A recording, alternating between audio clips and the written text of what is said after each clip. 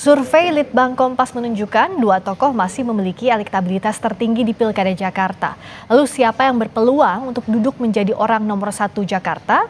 Kita berbincang dengan Vincentius Gitiarko, peneliti Litbang Kompas, ada Daniel Johan, Ketua DPP PKB, dan Diah Roro Esti, politisi Partai Golkar. Selamat malam Mbak Diah Roro, selamat malam Bang Daniel, juga Bung Vincent. Selamat malam, Mbak. Malam Mbak Selamat Friska. malam Mbak semua. Salam buat semuanya. Selamat malam. Saya minta ke Mas Vincent dulu ya untuk membreakdown data dari hasil survei Litbang Kompas.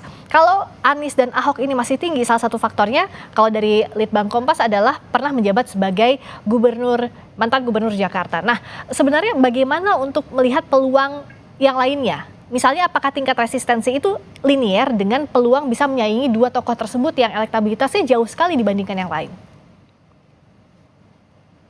Iya, sebelumnya untuk membaca antara Ahok dan juga Anies yang suaranya tinggi itu ini sebenarnya bisa dibaca bahwa ada semacam memori ya, atau kesan baik yang ditinggalkan oleh kedua tokoh ini ketika menjabat sebagai gubernur yang dipilih oleh sebagai gubernur di Jakarta begitu. Karena di survei ini juga muncul bahwa kinerja Anies itu dipandang paling baik oleh 36,8 responden, dan sementara kinerja Ahok itu dipandang paling baik oleh 44,5% responden. Artinya ada semacam memori yang baik yang masih dipegang atau diingat oleh warga Jakarta tentang dua sosok ini begitu.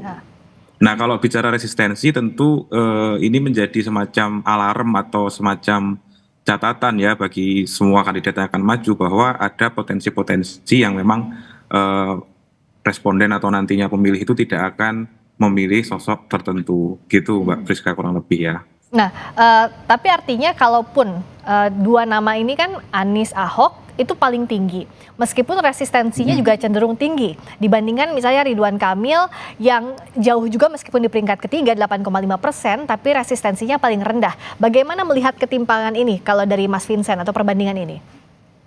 Ya kalau misalnya resistensi yang angka resistensi antara Ahok dan juga Anies itu kan sebenarnya mirip ya di angka kisarannya 17%. Nah ini sebenarnya menunjukkan bahwa juga ada semacam bentukan dua kubu begitu ya, antara suka Anies itu indikasinya ya menolak sebaliknya dan sebaliknya begitu. Artinya itu ada situasi mungkin yang terbentuk dalam warga Jakarta seperti itu sehingga resistensi itu selain ada strong voters, orang yang pasti akan memilih, ada juga yang sudah menyatakan posisinya tidak akan memilih begitu. Ini bisa jadi Ridwan Kamil silakan dilanjutkan Mas Vincent. Ya, Ridwan Kamil menjadi menarik karena mungkin sementara ini resistensinya cukup rendah, itu mungkin bisa dibaca dalam konteks penasaran gitu ya. Karena memang kan Ridwan Kamil belum pernah di Jakarta, cuma dia kan menjabat di Jawa Barat dan mungkin cerita-cerita kinerja dan seterusnya tentang Ridwan Kamil ini membuat masyarakat Jakarta penasaran sehingga tingkat resistensinya mungkin saja belum ada yang menyatakan resistensi cukup tinggi karena masih penasaran tadi gitu. Oke, dan Anies Ahok ini bisa dibaca juga ekses dari pilkada sebelumnya begitu ya Mas Vincent ya kalau dengan Iya. Jadi kalau yang milih Anies bukan Ahok, sebaliknya juga yang milih Ahok bukan Anies begitu ya. Indikasinya begitu ya dari data yang kami temukan ini. Oke, nah saya ke Mbak Diah Roro. Kalau dari Golkar membaca hasil survei ini seperti apa? Kan terakhir dikatakan bahwa Kang Emil, Ridwan Kamil ini akan fokus ke Jawa Barat. Terakhir Bung Doli saat kami wawancara bilangnya demikian. Nah dengan ada survei ini apakah nama Ridwan Kamil bisa masuk lagi ke Jakarta dan bagaimana pula dengan nama Mas Kaesang yang akhir-akhir ini juga coba disebut sudah bersama dengan Pak Erlangga. Masihkah masuk radar dengan elektabilitas 1% kurang lebih? Baik, terima kasih Mbak Friska. Tentu kalau kita amati bersama ya bahwa politik apapun bisa terjadi Mbak gitu, dan kami menyadari memang betul Pak Ridwan Kamil sempat dibahas untuk DKI Jakarta, namun kita consider kemarin apalagi dengan perkembangan yang kami lihat dengan Mas Kaesang dan kemarin juga beliau sudah audiensi kepada kami Golkar, datang ke kantor kami dan Pak Ketua Umum juga juga mendorong sosok yang menurut beliau dan menurut kami juga pantas gitu ya untuk menjadi wakil Bapak Yusuf Hamka, dan dengan berbagai macam prestasi yang dimiliki. Namun kembali lagi Mbak, bahwa segala sesuatu hal itu sangat terbuka ya, dalam arti kata masih banyak hal yang bisa terjadi. Namun yang perlu kami titik beratkan adalah bahwa Partai Golkar juga menentukan berdasarkan survei Mbak. Jadi berdasarkan survei, berdasarkan performance, dan juga kinerja yang nantinya akan ditawarkan oleh masing-masing calon yang kami sodorkan. Terakhir, seperti yang tadi disampaikan, saat mengajukan nama Pak Yusuf Hamka kan dikatakan bahwa if only Mas Kaesang jadi maju, wakilnya Pak Yusuf Hamka. Nah, dengan perkembangan ini seperti apa Mbak Dia? Apakah masih coba menggenjot nama Bapak Alun dan juga pasangannya, misalnya dicoba masih Mas Kaesang dicoba untuk elektabilitasnya dikerek lagi di Jakarta, atau seperti apa? Tentu kami melihat ya, karena kalau Babah Alun ini kan mempunyai prestasi yang sangat luar biasa. Beliau juga mempunyai pemikiran yang menurut saya cukup maju ya, mengidentify bahwa beberapa permasalahan yang dialami di kota Jakarta ini, salah satunya dari segi public transportation ya kan, lalu kemudian bagaimana kita bisa mengatasi kemacetan yang ada di kota kita gitu. Lalu kemudian juga infrastruktur. Nah, ini semuanya adalah ranah dari beliau gitu. Nah, maka mengingat potensi yang dimiliki, ini sesuatu hal yang patut untuk kita exercise Mbak Friska ke depannya, dan tentu kami melihat kembali dan menghadirkan para kader-kader yang kami merasa mempunyai kemampuan untuk memajukan kota Jakarta ke depannya. Oke, kalau dari PKB seperti apa sejauh ini sikapnya Bang Daniel? Apakah masih nama Mas Anies yang jadi prioritas? Karena terakhir kan Gus Imin bilang bahwa kami mencari siapa pasangannya, wakilnya yang akan mendampingi Mas Anies. Artinya apakah masih fokus untuk lobby posisi wakilnya Mas Anies atau seperti apa? Ya, makasih Mbak Fris. Selamat sore semuanya. Tentu kita terima kasih ya atas hasil dari survei Litbang Kompas yang hari ini dirilis. Dan kita bersyukur sekarang Pak Anies tetap masih di posisi yang kuat teratas ya. Sejauh ini usulan dari PKB DKI itu hanya satu bersama Pak Anies ya. Dan yang terkuat saat ini masih kasnya bersama dengan Pak Anies. Sehingga posisi wakil itu yang akan menjadi pembahasan bersama nanti dengan partai-partai koalisi ya, sehingga kita ini masih dalam rangka memberikan peluang kepada seluruh koalisi untuk membahas bersama siapa nanti wakil terbaik dari Pak Anies yang untuk memastikan kemenangan nanti untuk di Pilkada DKI nanti. Yang dikatakan calon koalisi ini siapa Mas Daniel? Apakah PKS utamanya dan siapa lagi? Yang sejauh ini sudah menyebut nama Pak Anies kan PKS termasuk dengan PDIP, tetapi kan seluruh partai yang lain masih dalam juga proses memastikan ya, sehingga kita masih butuh waktu mungkin untuk komunikasi untuk memastikan pasangan-pasangan sekaligus dukungan-dukungan sehingga nanti terbentuk koalisi yang pasti nanti. Memang untuk Pilkada DKI semua calon masih dalam posisi yang sama nih, termasuk yang dicalonkan oleh sahabat Golkar kan, sehingga itu masih baru sikap masing-masing partai. Kita berharap ke depan bisa terbentuk koalisi yang lebih pasti sehingga ada pembahasan yang lebih maju ke depan. Artinya Bang Daniel, peluang untuk membentuk poros baru dengan PDIP sejauh ini tertutup. Lebih ingin bersama PKS, PKB, coba menggayat PDIP untuk mendukung Mas Anies sebagai cagupnya.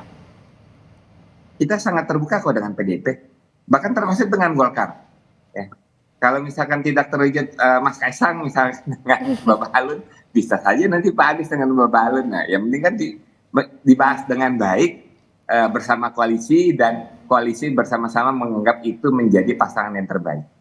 Oke, kalau Mbak Dia lihatnya seperti apa? Apakah mungkin nih tawaran koalisi bersama dengan PKB, PKS, atau bahkan PDIP, atau Kim ini ada batasnya? Tidak sulit untuk mendukung Mas Anies? Kalau tidak mungkin sih tampaknya tidak, tapi sulit sejauh ini untuk mendukung Mas Anies. Jadi kalau dari Partai Golkar kami memang mengutamakan yang masuk di dalam koalisi KIM ya Mbak ya, dan ini berlaku untuk lintas provinsi di seluruh Indonesia. Namun tentu kembali lagi apa yang telah disampaikan bahwasanya kami juga akan melihat dengan berjalannya waktu bagaimana, mengingat politik sangat berdinamis ya Mbak ya, dan kita juga ingin pada intinya mendorong sosok yang mampu menjawab segala bentuk permasalahan yang dialami oleh masyarakat khususnya yang tinggal di kota Jakarta, dan permasalahannya itu sangat amat luas, sangat banyak, dan untuk memilih kader yang tepat, mengingat ini juga masih banyak waktu ya Mbak, kita masih ada sampai bulan Agustus untuk menetapkan secara fix gitu, dan kita akan melihat bagaimana ke depannya. Jadi 40 hari kurang lebih ini bisa dianggap panjang, tapi juga cukup singkat harusnya untuk mencari siapa kalau ya, betul.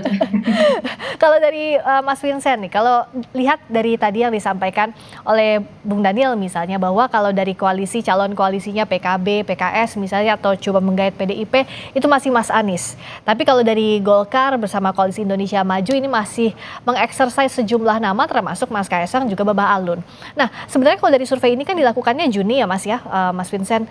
Dengan ada perkembangan, ini apa faktor-faktor yang bisa mengubah biasanya tingkat elektabilitas satu atau dua calon, baik itu gubernur maupun wakil gubernur? Iya, tentu ketika seorang calon sudah pasti akan diusung gitu ya, dan masyarakat publik sudah tahu siapa yang akan maju gitu, tentu pandangan publik terhadap calon-calon itu lebih spesifik lagi begitu ya.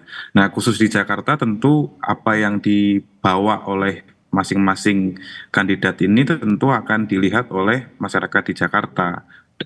Misalnya pertimbangan-pertimbangan seperti pengalaman itu salah satu yang cukup kuat muncul ya di hasil survei ini, karena latar belakang yang paling disetujui oleh masyarakat Jakarta, oleh responden itu adalah yang pernah menjabat kepala daerah dan juga pernah menjabat menteri atau setingkat menteri. Untuk pernah menjabat kepala daerah itu disetujui oleh sekitar 81% responden, sementara yang setingkat menteri itu 75,3% responden. Nah, di sini memang terlihat bahwa masyarakat Jakarta cukup rasional dalam memilih pemimpinnya nanti, karena mereka ingin setidaknya pemimpin yang sudah punya pengalaman gitu ya, atau track record.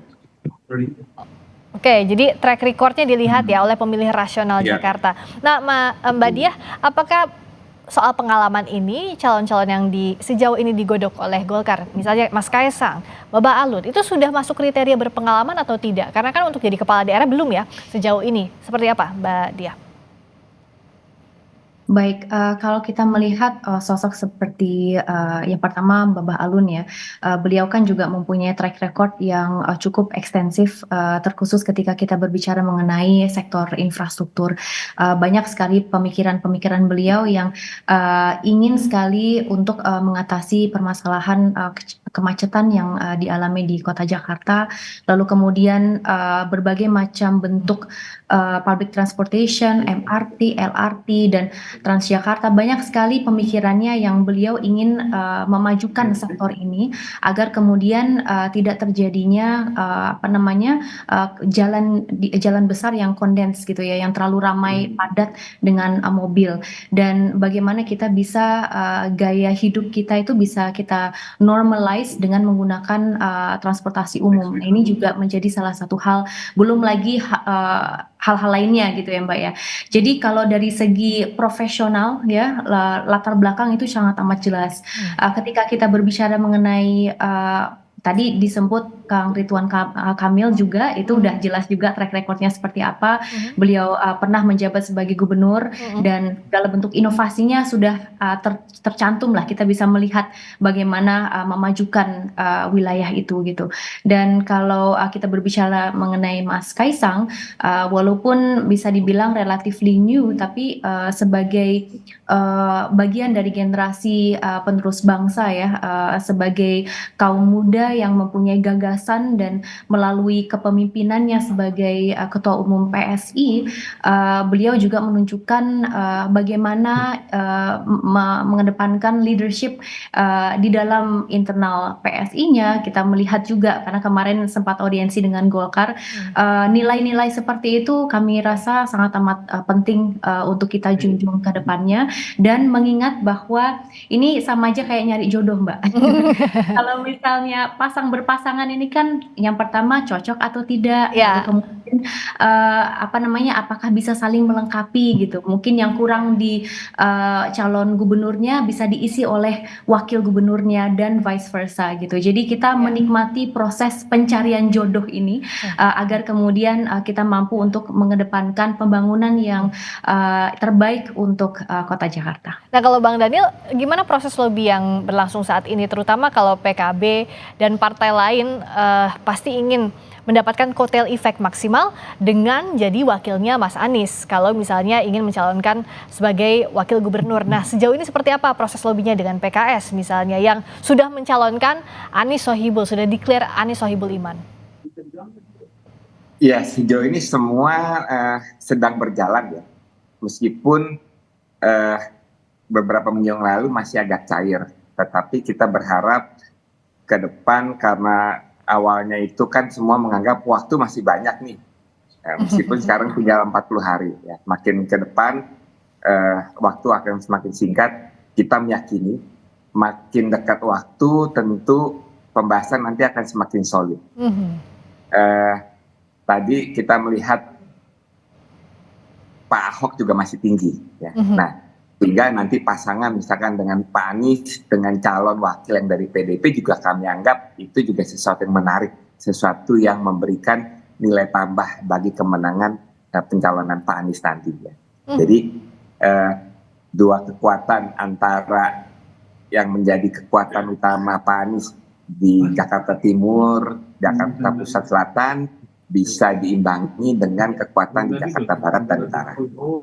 Nah, itu pun juga kekuatan sahabat PKS itu menjadi kekuatan yang penting juga untuk Pak Anies. Nah, sehingga nanti lihat konfigurasi yang terbaik itu seperti apa.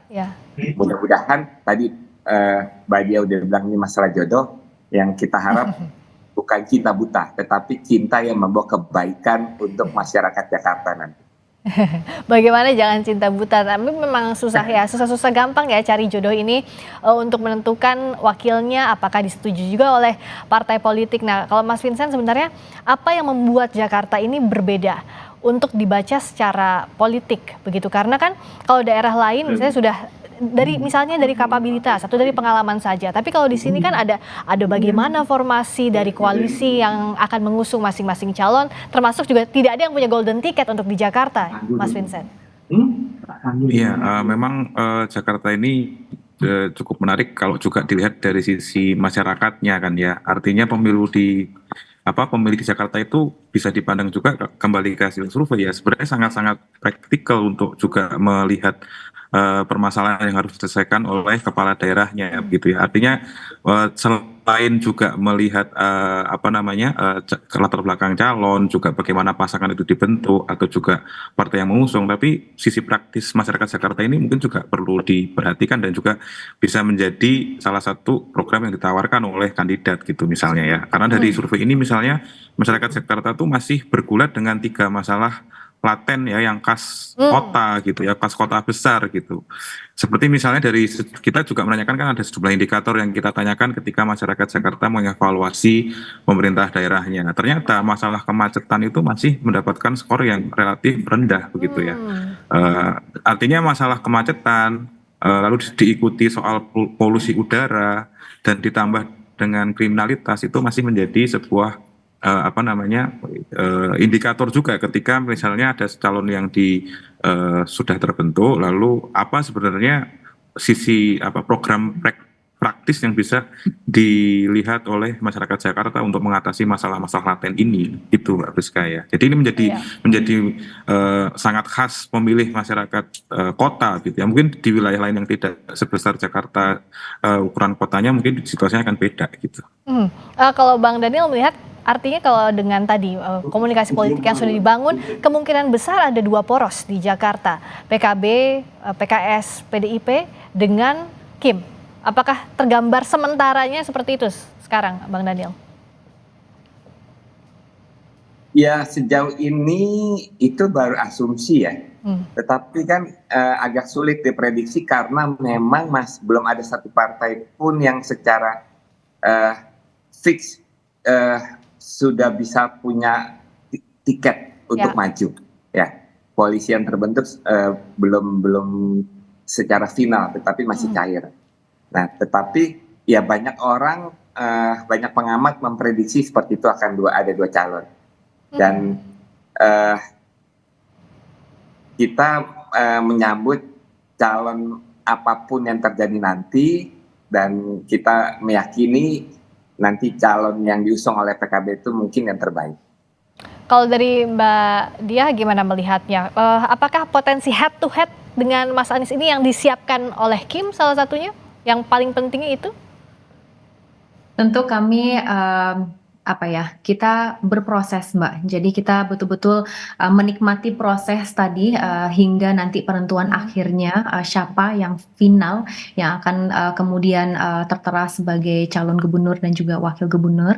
Jadi kita nikmati proses itu dengan catatan bahwa kita akan mendorong sosok yang memang mempunyai track record yang baik, bisa mengatasi segudang permasalahan yang dialami di Kota Jakarta. Tadi sudah disampaikan oleh Mas Vincent. Saya apresiasi ya riset yang dilakukan oleh Litbang Kompas juga. Paling tidak kami menyadari gitu apa sih sebetulnya yang dibutuhkan oleh rakyat Jakarta, masyarakat Jakarta, agar kemudian ini bisa membuat kita betul-betul berpikir secara rinci gitu siapa yang patut untuk kita dorong. Jadi ini mari kita nikmati prosesnya. Proses pencarian jodoh ini tentu tidak semudah itu, tapi itu tadi kembali lagi bahwa yang diharapkan mampu untuk mengatasi segala macam masalah yang terjadi di Jakarta. Tak segampang itu, tapi semoga segera ketemu jodohnya, Bang Daniel, Mbak Diah. Kita tunggu nanti bagaimana konfigurasinya di Jakarta. Terima kasih juga Mas Vincent. Selamat malam. Malam.